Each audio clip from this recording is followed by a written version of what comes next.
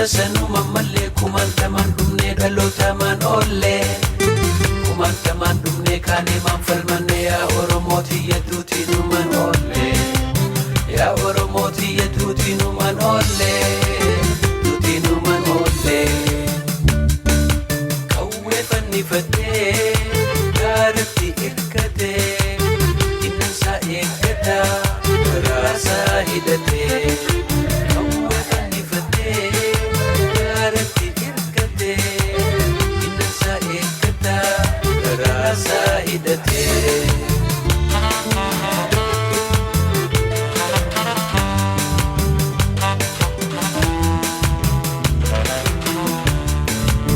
torban jijjiiramu Oromummaan gatu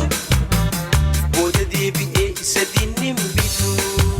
tokkichi ilma Oromaa takka yoo muratu torban jijjiiramu Oromummaan gatu booda deebi'ee isa diinnin bitu tokkichi ilma Oromaa takka yoo muratu qawwee fannifatee Oromoon falmatee diinansaa eeggataa garaasaa hidhatee qawwee fannifatee gaaratti hirkatee diinansaa eeggataa garaasaa hidhatee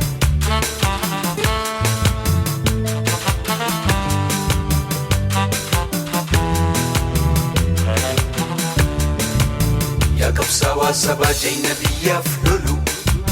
kan dinnan biyya isaa haloolee walwalu jiraadhu yaa qeeroo maqaan si haa bulu yaa qabsaawaa sabaa jayna biyyaaf lolu kan dinnan biyya isaa haloolee walwalu jiraadhu maqaan si haa bulu qawwee fannifatee Oromoon falmatee diinansaa eeggataa garaasaa hidhatee qawwee fannifatee Oromoon falmatee diinansaa eeggataa garaasaa hidhatee namni biyya isaatii fi haqa isaa irratti du'e tasaa jannata inshaa Allah yaa haadha goota deessi obsi jajjabaadha waaqayyo jabina siifaa kenna mara addunyaatii fi Oromiyaa keessa uummanni Oromoo akka tokko ta'ee diina isaa irraa cabsuudhaaf mirga ofii falmachuudhaaf harka tokko ta'uu keenyaaf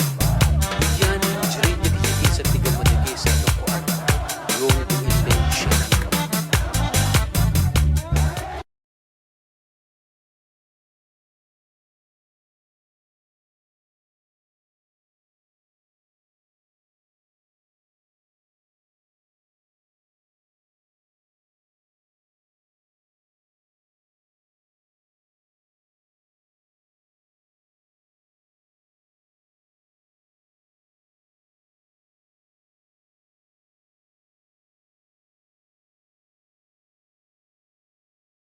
Harka tokko ta'uu keenyaaf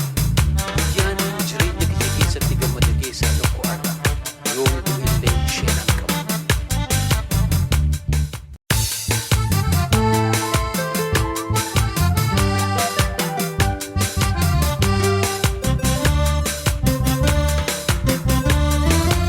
Dhaalamnee jiraachuun tasanuma malee kumaantamaan dhumnee dhalootamaan